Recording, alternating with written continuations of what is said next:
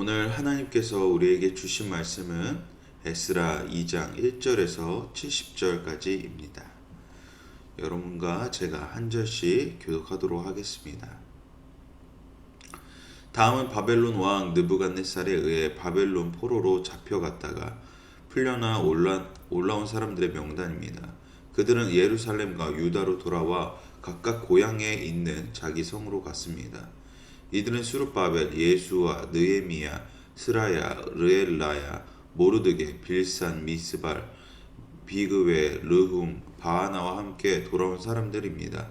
이스라엘의 사람들 가운데 남자들의 수는 바로 자손이 2172명, 스바자 자손이 372명, 아라 자손이 775명, 예수아와 요압 계보의 바암 모압 자손이 2812명, 엘람 자손이 1254명, 사두 자손이 945명, 삭게 자손이 760명, 바니 자손이 642명, 부베 자손이 623명, 아스갓 자손이 1222명, 아도니감 자손이 666명, 비그웨 자손이 2056명, 아딘 자손이 454명, 히스기야의 족보의 아델 자손이 98명, 베세 자손이 323명, 요라 자손이 112명, 하순 자손이 223명, 깃발 자손이 95명이었습니다.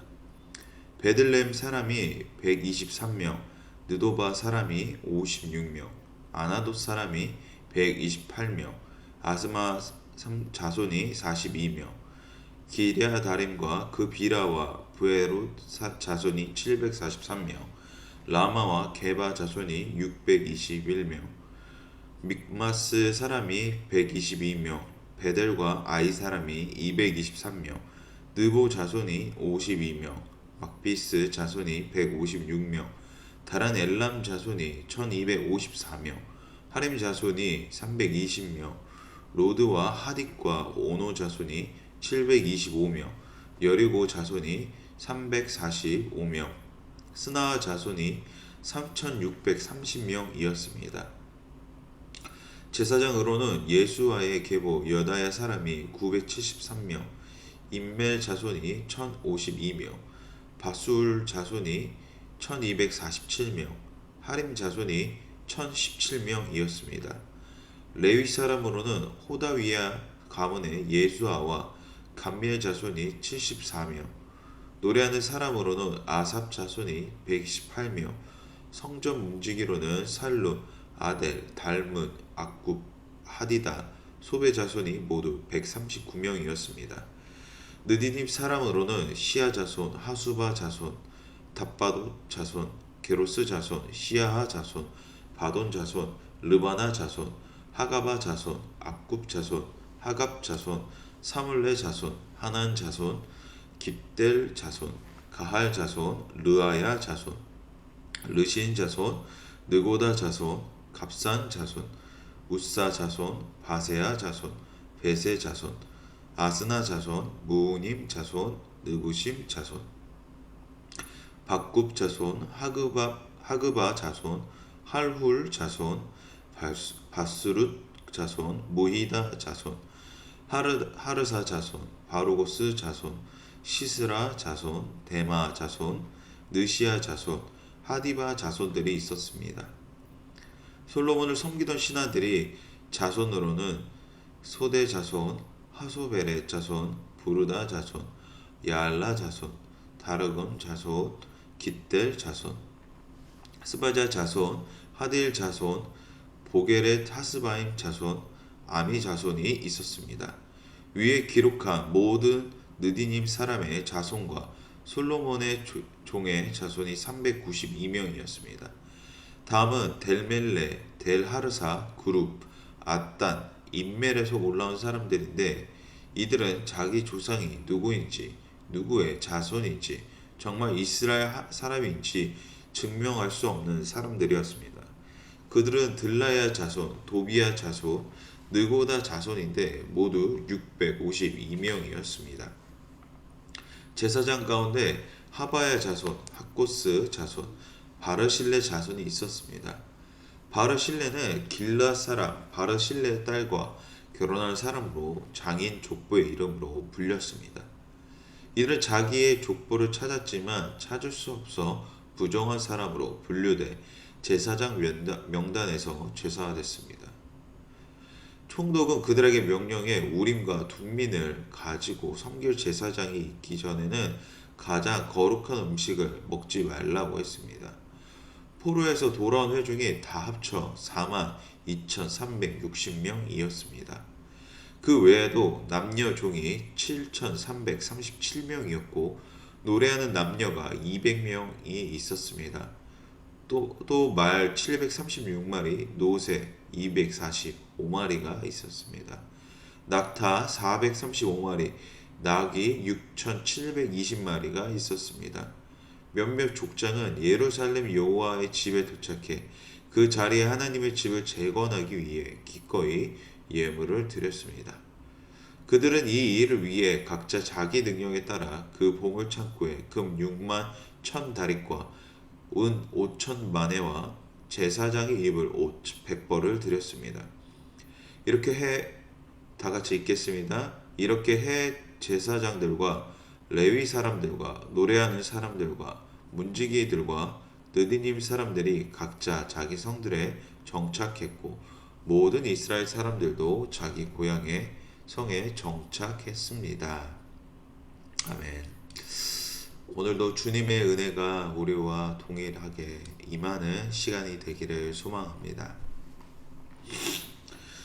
오늘 본문은 바벨론 왕 느부갓네살에 의해 바벨론 포로로 잡혀갔던 사람들이 약 50년 뒤 페르시아 왕인 고레스에게서 풀려난 1차 귀환자들의 명단을 그리고 있습니다. 1, 2절 다시 한번 읽겠습니다. 다음은 바벨론 왕 느부갓네살에 의해 바벨론 포로로 잡혀갔다가 풀려나 올라온 사람들의 명단입니다. 그들은 예루살렘과 유다로 돌아와 각각 고향에 있는 자기 성으로 갔습니다. 이들은 수룹바벨, 예수와, 느헤미야, 스라야, 르엘라야, 모르드게, 빌산, 미스발, 비구엘, 르훔, 바나와 함께 돌아온 사람들입니다. 이스라엘의 사람들 가운데 남자들의 수는 귀환자들은 각각 예루살렘과 유다로 돌아와 고향으로 향하게 됩니다. 여기서 돌아와라는 동사는 히브리어로 슈브라고 합니다. 이 슈브는 구약 성경에서 1050회나 사용될 정도로 많은 사용 빈도수를 가지고 있습니다. 그 뜻은 물리적 이동이나 행위의 반복 혹은 하나님과의 관계에 있어서의 돌이킴을 나타낼 때 사용됩니다. 즉 바벨론 이스라엘인 거주 지역에서 예루살렘으로 성전을 재건하기 위한 목적 가지고 이주하였음을 보여주는 것입니다. 그러나 이스라엘 자손들의 귀환은 단순히 물리적인 이동만이 아닌 과거의 불순종의 삶을 청산하고 하나님 말씀에 순종해서 살고자 하는 영적인 회개를 뜻하기도 합니다. 느헤미야서의 경우에도 슈브는 포로 생활에서의 귀환이라는 1차적인 의미와 더불어 언약 백성으로서의 회개의 개념을 전달합니다. 궁극적으로 이스라엘 자손들의 귀환은 고레스의 정치적 목적이 아닌 하나님께서 이스라엘 백성들을 회복시키려는 구속사적 계획 아래 이루어진 것입니다. 2절에 나와 있는 지도자들은 총 11명이지만 1장에 나와 있는 세스바사를 포함해 총 12명의 지도자들입니다. 이 12는 이스라엘 12지파의 가시적 회복을 간접적으로 상징합니다. 이는 출애굽과 마찬가지로 귀향은 이스라엘 민족의 새로운 역사의 시작을 보여주는 것이죠. 즉 하나님은 과거 아브라함에게 가나안 땅을 영원히 그의 후손들에게 주시겠다고 약속하신 대로 아브라함의 혈통을 이은 그들을 다시 약속의 땅으로 돌아올 수 있게 하셨던 것입니다. 3절부터 35절까지는 일반 백성의 명단을 기록하고 있습니다. 보통 지도자들의 명단에 이어서는 그들을 도울 조력자들에 대한 명단이 나오기 마련인데 성경은 일반 백성들의 명단을 먼저 기록하고 있습니다. 이는 그들의 과거의 이스라엘과는 전혀 다른 새로운 시작임을 알려주고 있는 것이죠. 비록 그들의 거주지는 사라졌지만 여전히 선조들의 신앙을 끊기지 않고 그 맥을 계속 이어왔음을 볼 수 있는 것입니다. 다시 말해 선조들로부터 이어진 이스라엘의 하나님, 그 주님께서 약속하신 땅을 쫓아 그들은 다 무너져버린 신앙의 터전이 그 예루살렘을 다시 세울 자들이라는 것입니다. 선조들로부터 전달되어진 그 소망의 의미가 그들이 가지고 있던 기반을 다 포기해도 좋을 만큼 하나님의 성전을 건축한다는 것은 그들에게 훨씬 큰 의미가 있었다라는 것입니다. 즉 강제로 이주하는 것이 아닌 소망을 붙잡고 그들 스스로가 자원하여 헌신하여 귀국했다는 것을 전달하고 있는 것입니다. 36절에서 58절까지는 예배를 드리기 위한 명단을 소개하고 있습니다. 제사장, 레위 사람, 노래하는 자들, 문지기의 자손, 느디님 사람, 솔로몬 신하의 자손 등으로 각각 다양한 임무에 따라 예배의 역할이 세분화되어 있습니다. 세분화되어 예배가 준비된다는 것은 그만큼 하나하나가 각자 다 중요한 요소를 가지고 있다는 것입니다. 또한 예배는 어느 특정한 부분만을 잘한다고 해서 또는 한 부분이 빠지게 된다 해서 진정한 예배가 되지 않습니다. 음식에 소금이 빠지거나 많이 들어가면 그 맛의 밸런스를 잃어가는 것처럼 진정한 예배의 참맛을 볼 수 없습니다. 즉 예배는 디테일입니다. 왜냐하면 예배를 받으시는 분이 하나님이시기 때문입니다. 아무거나 준비해서 주님께 드리는 것은 가장 최선의 것을 세심하게 준비하여 드리는 것이 진정한 예배라는 것입니다. 이는 레위인들만이 아닌 이스라엘 백성 모두에게 예배는 치열한 디테일의 싸움이었습니다. 누가복음 19장에 성전에서 장사하게 된 원인을 보게 되면 절기 때마다 제물을 가져와야 하는데 멀리 사는 사람은 예루살렘으로 제물을 흠없이 가져오는 것이 어려워 성전에서 파는 흠없는 제물을 사서 바쳤습니다. 그러나 제사를 드린다는 것은 아무런 제물을 가져다가 아무렇게나 제사를 준비하는 것이 아닌 자신의 집으로부터 시작해서 정성껏 자신이 기른 가장 귀한 것, 흠이 없는 것으로 준비하여 행여나 상하지 않게끔 자신의 목에 조심히 매어 가져가 안수를 하고 제사를 하는 과정을 거칩니다. 이 과정이 주는 의미가 무엇입니까? 가장 최선의 것으로 세세하게 정성 다해 주님께 드릴 준비를 한다는 것입니다. 이 차이는 아벨의 제물만 받으시고 가인의 제물은 받지 않으신 데서도 확인할 수 있습니다.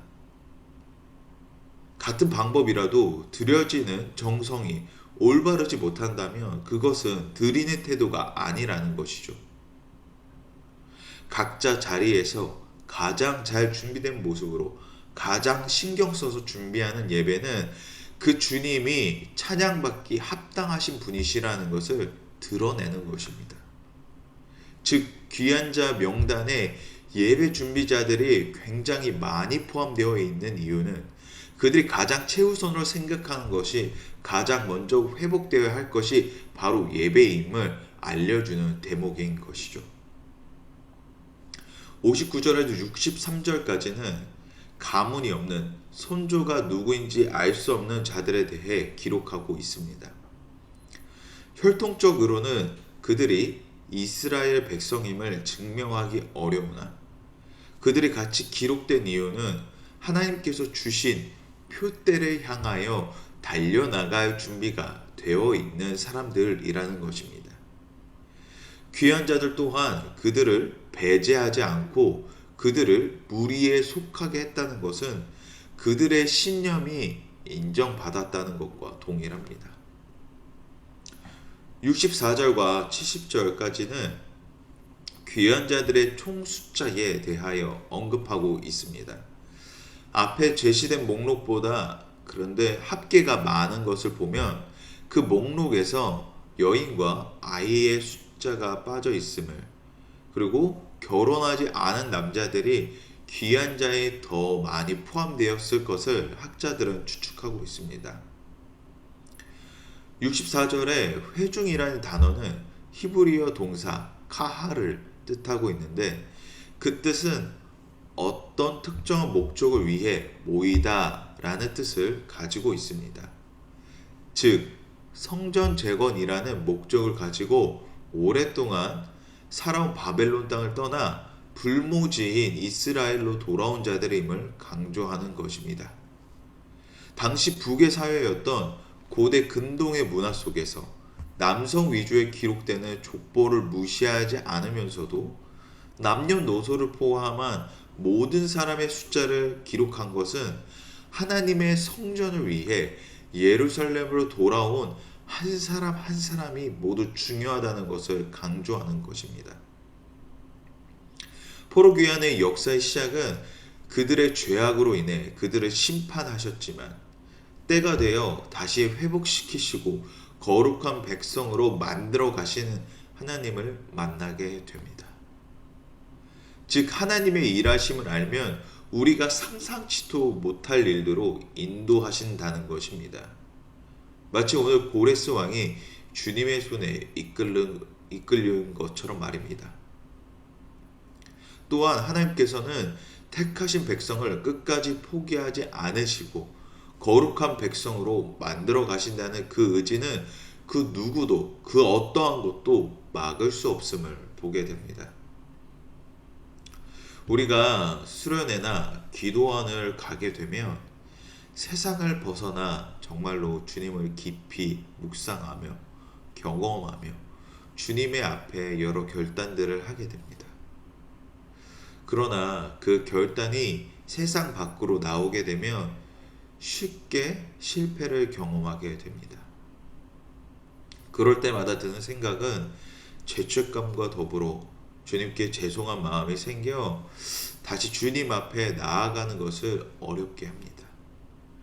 이런 생각에 의한 두려움들은 내가 주님께 붙들려 있음을, 그 은혜에 내가 속해 있음을 정확히 모르기 때문입니다. 주님께 붙들려 있는 인생이란 여러 삶의 문제와 실패들 속에서도 주님께서 포기하지 않으시고 끝까지 붙들어 주신다는 것입니다. 그것이 은혜의 자리요 하나님의 자녀가 되었다는 것입니다. 하나님의 일하심은 사람이 생각하는 한계를 월등히 뛰어넘습니다. 우리가 하나님을 하나님의 자리에 올려드렸을 때 우리의 생각과 가치관들은 완벽하게 달라질 것을 믿습니다. 그러한 삶의 치열한 자리가 우리를 피폐하게 만드는 것이 아닌 더욱 자랑스럽게 만든다는 것을 믿습니다. 그러므로 불안과 염려로 세상을 살아가는 것이 아닌 칭함받은 거룩한 성도된 자들로서 얼굴을 들고 담대하게 떳떳하게 나아가는 것이 우리의 위치이자 그 자리를 아는 것일 줄 믿습니다. 우리의 위치를 안다는 것은 모든 상황 가운데에 우리를 담대케 하는 자랑일 줄 믿습니다. 그 명예를 아는 자가 되어 오늘 하루도 주님과 함께함으로 승리의 자리를 온전히 누리시고 있다는 그 자유함으로 살아가시기를 주님의 이름으로 축원합니다. 우리 이 시간 기도하실 때에 죽을 수밖에 없는 죄인의 자리에서 하나님의 나라를 세워갈 수 있는 축복의 자리로 불러주시니 감사합니다. 우리를 끝까지 포기하지 않으신 주님의 은혜를 가슴 깊이 새겨 언제나 주님의 말씀대로 살아가게 하여 주시옵소서. 오늘도 우리를 붙드신 은혜 속에 참 자유가 있음을 고백하는 하루가 되게 하여 주시옵소서. 우리 이 마음 가지고 함께 합심하여 기도하며 나아갑니다.